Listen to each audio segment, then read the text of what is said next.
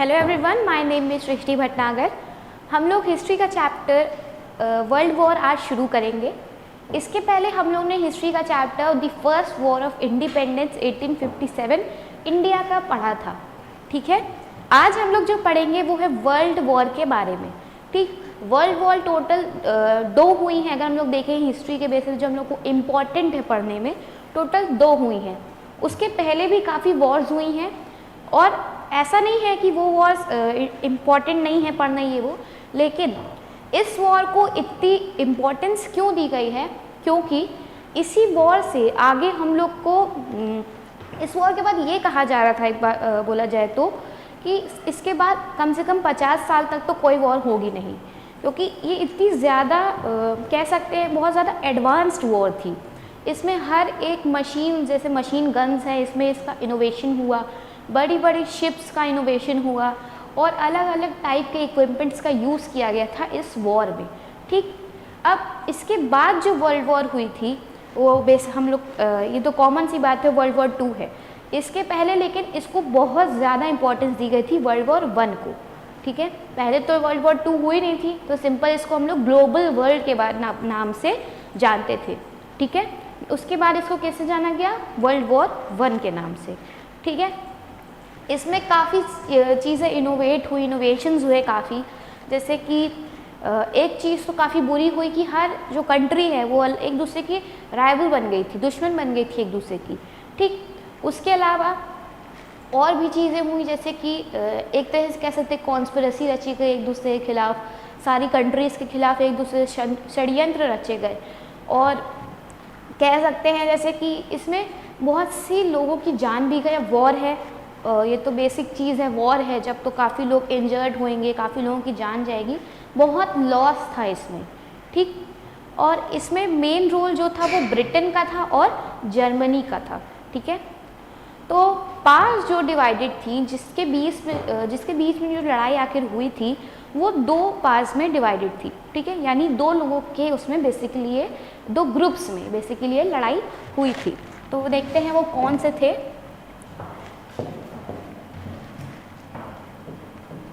तो जो पहली थी, फर्स्ट वर्ल्ड वॉर के बारे में हम लोग पढ़ रहे हैं। ठीक है,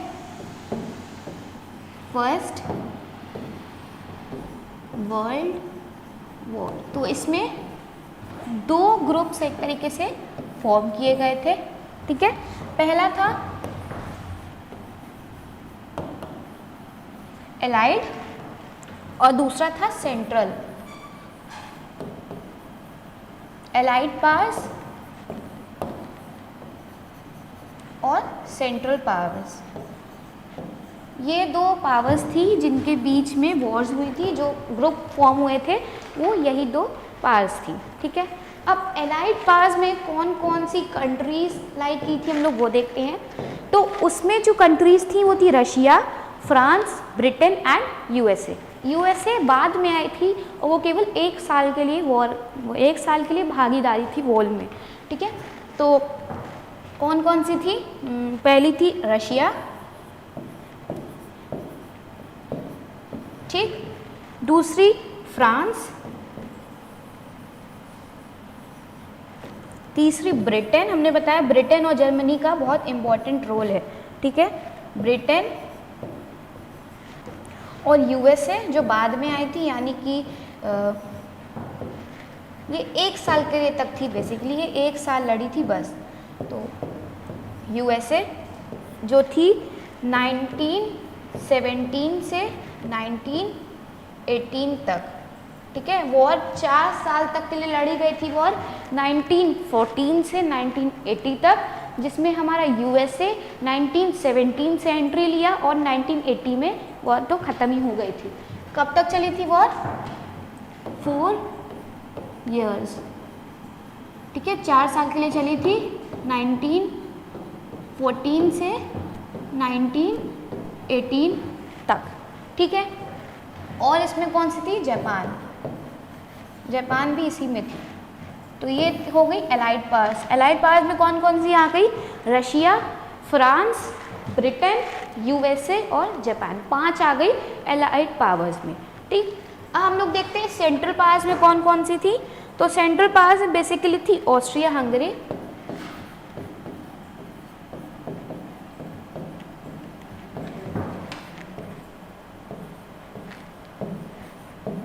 ऑस्ट्रिया हंगेरियन एम्पायर।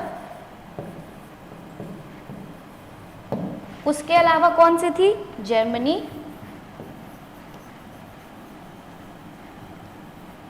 और थी एक और एम्पायर था जो कि था ऑटोमन एम्पायर। Ottoman empire. अब अगर हम लोग बात करें ऑस्ट्रिया हंगरी की, तो ऑस्ट्रिया हंगरी अब जो है वो दो उसमें डिवाइड हो गई है, एक ऑस्ट्रिया में और एक हंगरी में। ठीक है, दो उसमें डिवाइड हो गई, दो कंट्रीज अलग अलग बन गई हैं।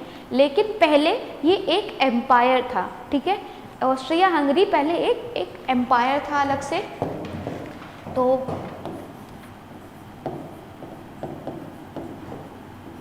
ऑस्ट्रिया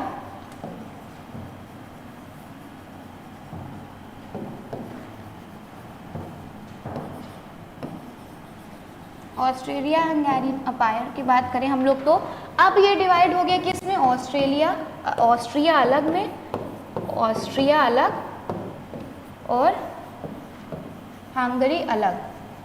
ठीक है, तो ये दो में अब डिवाइड हो गया है। अब जो एम्पायर ऑस्ट्रिया और हंगेरियन एम्पायर को रूल करता था वो था हैब्सबर्ग। ठीक है, जो रूलिंग एम्पायर था वो था हैब्सबर्ग। तो इन दोनों को जो रूल करता था, रूलिंग एम्पायर कौन सा था?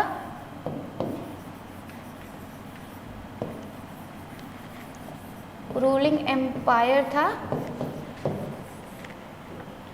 हैब्सबर्ग। ठीक है, ये हम लोग ने बात की किसकी? ऑस्ट्रिया हंगरी की हम लोग ने बात की। पहले ऑस्ट्रिया हंगरी एक एम्पायर था जिसको रूल करता था कौन? हैब्सबर्ग। उसके बाद वॉर के बाद ये बेसिकली डिवाइड हो गया दो में, ऑस्ट्रिया और हंगरी में। ठीक है, अब हम लोग बात करते हैं ऑटोमन एम्पायर की। ऑटोमन एम्पायर में क्या था? इसको कौन रूल करता था? इसको रूल करता था जो मॉडर्न डे टर्की है, इसको रूल करता था modern day Turkey. Modern day Turkey जो हमारा है इस समय का, वो रूल करता था ऑटोमन एम्पायर को। ठीक है, तो हम लोग ने क्या पढ़ा अभी तक? वर्ल्ड वॉर जो थी, फर्स्ट वर्ल्ड वॉर, वो कब हुई थी? 4 साल तक लड़ी गई।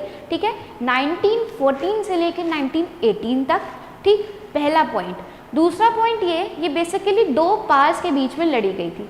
पहली कौन सी थी? एलाइड पावर्स, और दूसरी थी सेंट्रल पावर। ठीक, ये दो पावर्स के बीच में लड़ी गई थी। एलाइड पावर्स में कौन कौन सी कंट्रीज आती हैं? Russia, France, Japan, Britain, USA. और यूएसए कितने साल तक थी? केवल 1 साल तक उसने पार्ट लिया था, जो कि था 1917 से लेकर 1918 तक। ये हो गई एलाइड पावर्स की बात। अब हम लोग सेंट्रल पावर्स की क्या बात कर रहे थे कि सेंट्रल पावर्स में जो जो कंट्री थी वो थी Austria Hungarian empire. Austria Hungarian empire उस समय क्या था? एक सिंगल एम्पायर था। ठीक, उसके बाद हम लोगों ने बात की जर्मनी। जर्मनी रूल करता था, सॉरी जर्मनी भी पार्ट था किसका? सेंट्रल पावर्स का। उसके बाद तीसरा कौन था? Ottoman empire. तो हम लोगों ने ऑस्ट्रिया हंगरी के बारे में क्या जाना कि ऑस्ट्रिया हंगरी एम्पायर जो है बाद में दो पार्ट में डिवाइड हो गया, एक ऑस्ट्रिया और एक हंगरी। ठीक है, उसके बाद ऑस्ट्रिया हंगरी को रूलिंग एम्पायर का क्या नाम था? हैब्सबर्ग। ठीक है, ये नाम था रूलिंग एम्पायर का। ऑटोमन एम्पायर की बात करें तो जो मॉडर्न डे टर्की है उस समय वो ऑटोमन एम्पायर को रूल करती थी। ठीक, ये तो हो गई बात एलाइड पावर्स और सेंट्रल पावर्स की। ठीक है, अब हम लोग मेन पढ़ेंगे जो है कॉजेस, कि आखिर कॉजेस कौन कौन से हैं वॉर के, और वॉर ऐसी इतनी ज़्यादा इम्पॉर्टेंट क्यों बन गई हमारी हिस्ट्री के लिए, आखिर क्यों बनी, आखिर इसमें कौन कौन सी मॉडर्न टेक्निक्स थी, क्या क्या यूज़ किया गया, कितने लोग इन्वॉल्व हुए। अब हम लोग ये सब आगे पढ़ेंगे। तो कॉजेस का हम लोग ऐसे याद कर सकते हैं, मेन कॉजेस दिखाते हैं कैसे। तो कॉजेस, मेन कॉजेस, तो पहला, दूसरा और तीसरा। तो पहले पे आते हैं, पहला कॉज कौन सा है?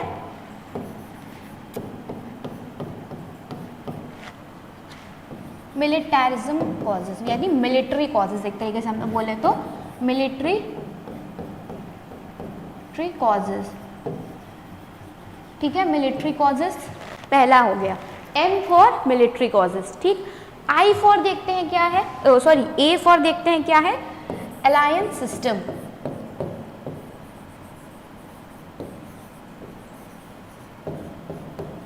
A for alliance system, I for imperialism,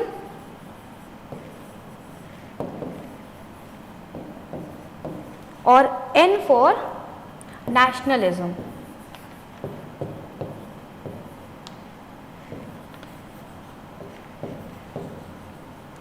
तो अब हम लोग पहले जानेंगे मिलिट्री कॉजेज में और मिलिट्रिज्म में आखिर था क्या, और आखिर कौन कौन सी ऐसी टेक्निक्स थी, इनोवेशंस थी जो वर्ल्ड वॉर को इतना इम्पोर्टेंट बनाती है, ठीक है। तो पहले उसमें बढ़ते हैं, एक बार रिवाइज करते हैं इसको। कॉजेज कौन कौन से थे, मेन कॉजेज कौन से थे, मिलिट्री कॉज, अलायंस सिस्टम, उसके बाद I फॉर इंपीरियलिज्म, फिर N फॉर नेशनलिज्म, ये सारे कॉजेज थे मेन, ठीक।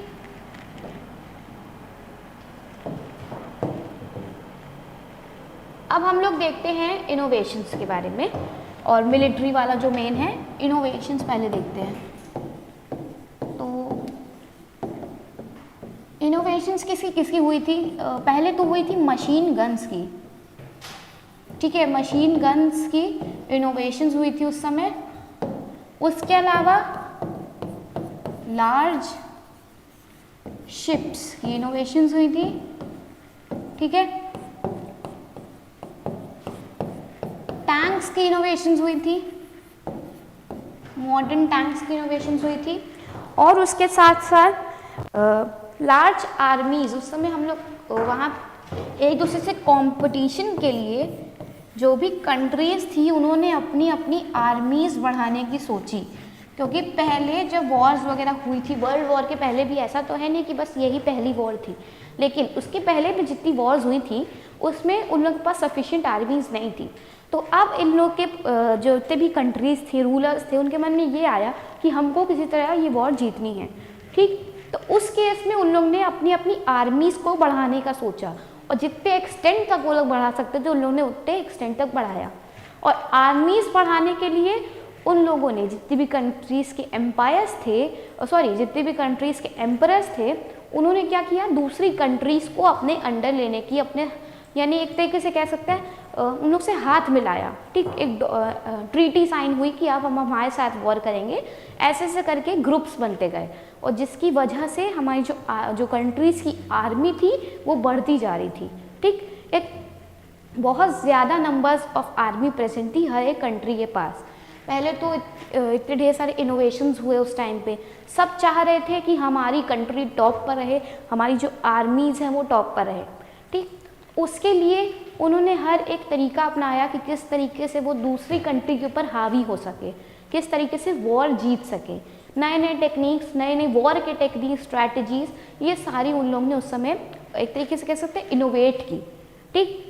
क्योंकि उसके पहले किसी को कुछ आइडिया नहीं होता था ऐसा, लेकिन अब जब बात आई है नेशनलिज्म की, तो सब ये चाह रहे थे कि मेरी जो कंट्री है वो सबसे ऊपर रहे, ठीक। और उसी अपनी कंट्री को ऊपर रखने के चक्कर में वो लोग दूसरी कंट्री से नफरत करने लग गए थे एक तरीके से, तो उसके भी कॉन्स्पिरेसी रची गई।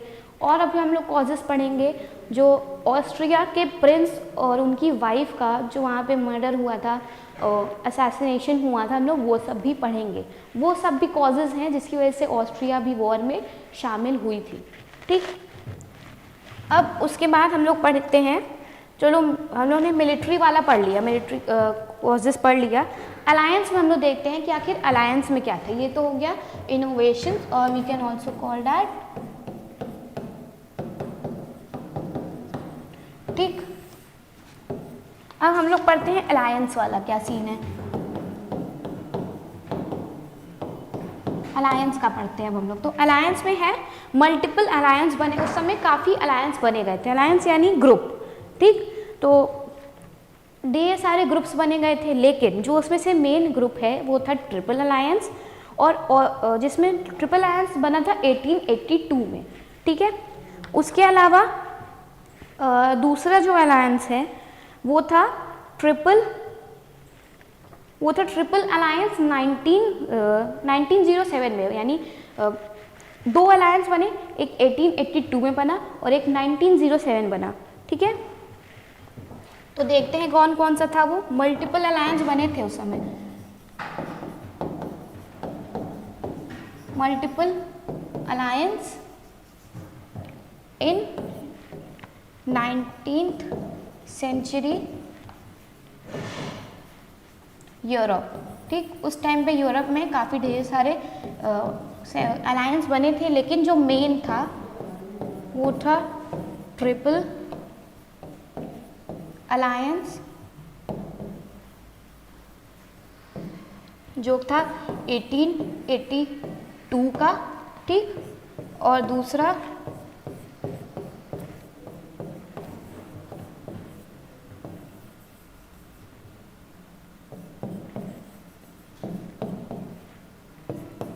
1907 में, ठीक है। 1882 और 1907 में। तो अब हम लोग पहले बात करेंगे 1882 के अलायंस में कि उसमें कौन कौन सी कंट्रीज थी, ठीक है। तो आते हैं पहले 1882 के उसमें, अब बाद में आएंगे 1907 के अलायंस में 1 और 2। तो 1882 में जो कंट्रीज आई थी वो थी Germany, Austria, Hungary and Italy. 1882 में कौन कौन सी आई थी? Germany, Austria, Hungary and Italy.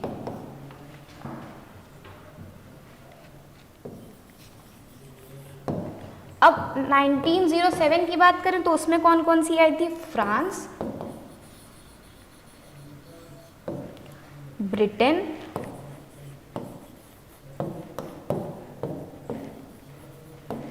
और रशिया, और जिसमें से जर्मनी,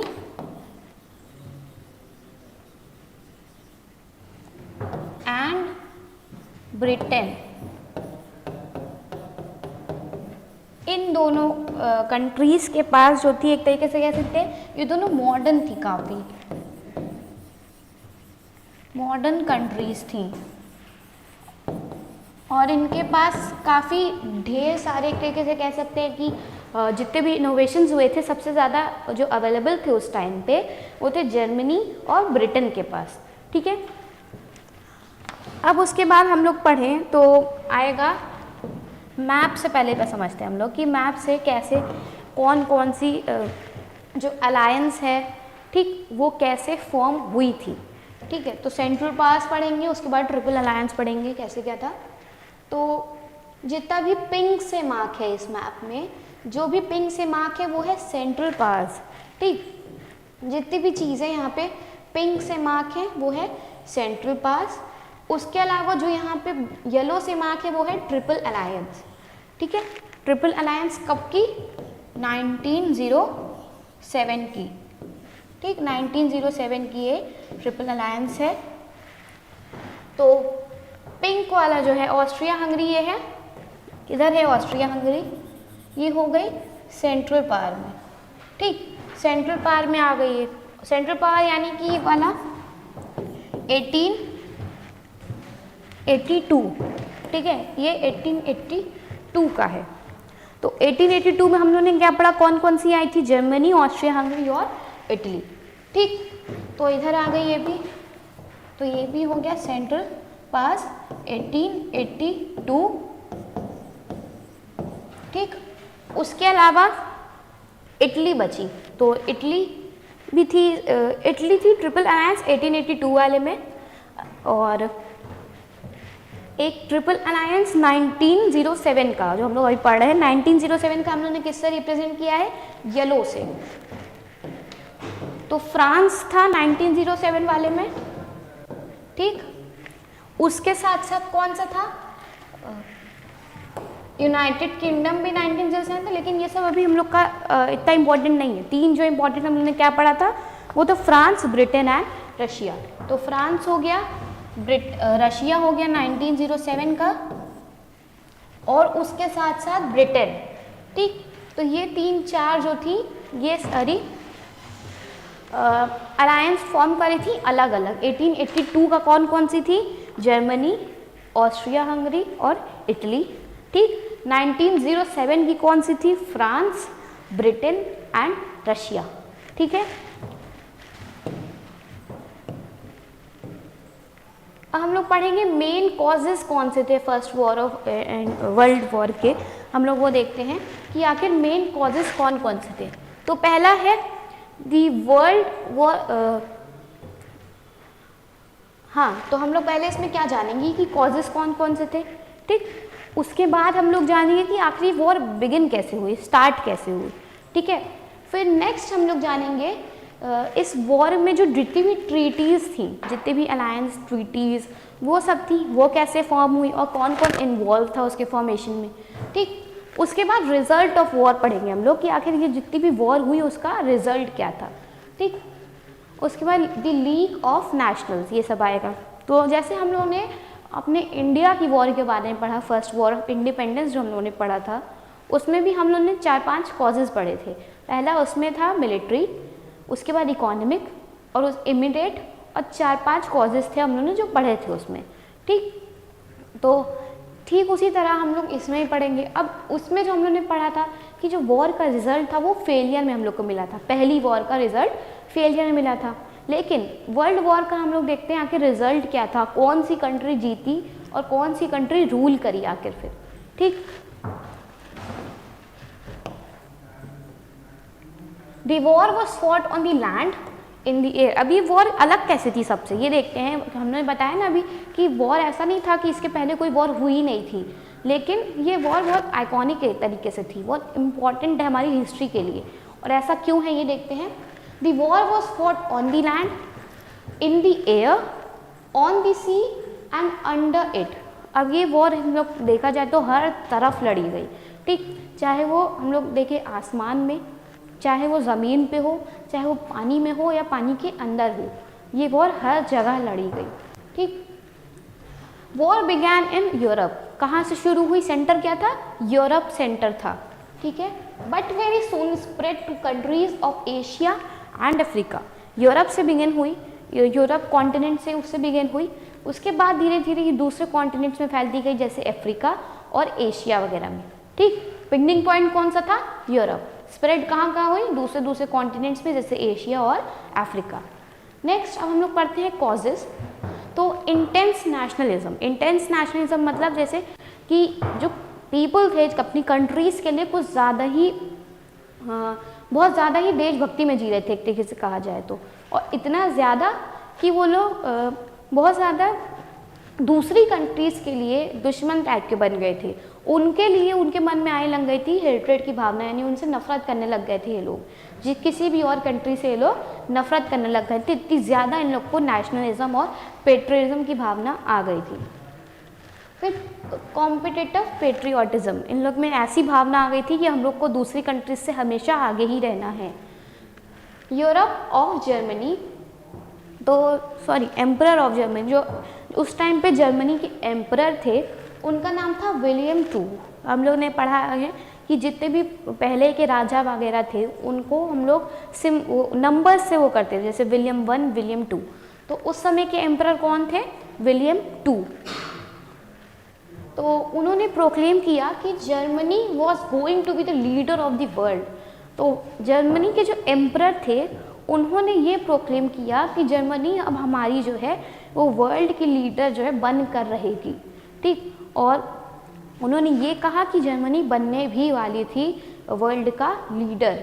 ठीक, उन्होंने ये प्रोक्लेम किया और वो चाहते भी थे कि उनकी कंट्री सबसे ज़्यादा आगे रहे और पूरी वर्ल्ड को वो रूल करे।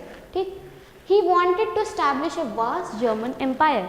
तो उस समय जो एम्परर थे वो चाहते थे कि वो जर्मनी का एक वास्ट एम्पायर एस्टैब्लिश करे। ठीक, कि हर तरफ बस जर्मन के पीपल ही रहें। फ्रांस और जर्मन वर ओल्ड राइवल्स। जो अब पहले वर्ल्ड वॉर के भी पहले फ्रांस और जर्मन जो है वो राइवल्स थे, दुश्मन थे एक दूसरे के। ठीक है, तो उस टाइम पे क्या हुआ, फ्रांसो पर्शियन वॉर एक हुई थी। फ्रांस और जर्मन के बीच में एक वॉर हुई थी, फ्रांसो पर्शियन वॉर। कब हुई थी? 1817 और 1871 में। ये वॉर कब हुई? 1871, यानी 1 साल तक चली ये वॉर। ठीक, फ्रांसो पर्शियन वॉर नाम है इसका। Germany defeated France. अब इसमें फ्रांस हार गया था, और फ्रांस जब हारा तो जितनी भी फ्रांस के अंडर सिटीज़ वगैरह थी, जितने भी उसके अंदर जितना एरिया फ्रांस कवर करा था, वो सारी अब आ गई थी जर्मन के अंदर। ठीक, जर्मन के अंदर वो आ गई थी सब। तो अब फ्रांस जो है वो शुरू से उसमें रिसोर्सेज में, वेल्थ में काफ़ी अच्छा था, काफ़ी गेन किया हुआ था उसने। तो अब जर्मन जब वॉर जीता तो वो सारी चीज़ें आ गई जर्मन के अंदर, जितने भी रिसोर्सेज थे वो सारे आ गए अब जर्मन के अंदर, और जितना भी एरिया कवर किया था फ्रांस ने अब जर्मन का हो गया था, जर्मनी का हो गया था। तो फ्रेंच पीपल के अंदर एक फिर कह सकते दुश्मनी की भावना आई और एक रिवेंज की भावना आई जर्मनी को लेके। ठीक, कि अब वो लोग उनसे बदला लेंगे, रिवेंज लेंगे। French demanded of revenge, French dreamed of revenge and of taking back their lost provinces. जितने भी उन्होंने जो भी चीज़ें खोई थी, अब फ्रेंच पीपल चाहते थे कि वो अब उनको वापस मिले, तो उनके मन में एक बदले की भावना आई। ठीक है, कॉजेस हम लोग देख सकते हैं इसमें। पहले तो डिवीजन हुआ, यूरोप का डिवीजन हुआ 2 ग्रुप में। ठीक, हम लोगों ने पढ़ाई वो 2 ग्रुप। उसके अलावा क्राइसिस हुए थे, जो उन्होंने पढ़ा कि ऑस्ट्रिया के जो प्रिंस और वाइफ, उनकी वाइफ का जो असैसिनेशन हुआ था, वो भी एक कॉज था ऑस्ट्रिया की तरफ से। फिर उसके बाद मिलिट्री कॉजेस हम लोग देखेंगे, और देखेंगे कि जो आर्मी की रेस थी वो कैसी थी, मतलब कि हम तुमसे आगे, तुम हमसे आगे, उस टाइप की जो रेस थी, कंपटीशन था, वो सारे रीज़न बने कह सकते हैं वॉर के। ठीक,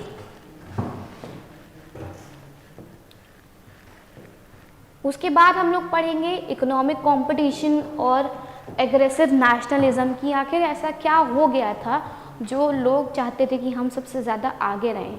ठीक, तो ये सब हम लोग अब पढ़ेंगे नेक्स्ट लेक्चर में। अभी के लिए हम लोग ने बस एक आउटलाइन पढ़ा इस चैप्टर का, और कैसे क्या हुआ था, कौन कौन से रीजंस थे, और कैसे डिवाइडेड हुई, कौन से ग्रुप्स ऑफ पावर्स बने। अभी बस हम लोग ने एक आउटलाइन लिया इस चैप्टर का। अब हम लोग नेक्स्ट लेक्चर से इसको थोड़ा डीप में पढ़ेंगे, अच्छे से डिस्कस करेंगे। ठीक है, थैंक यू।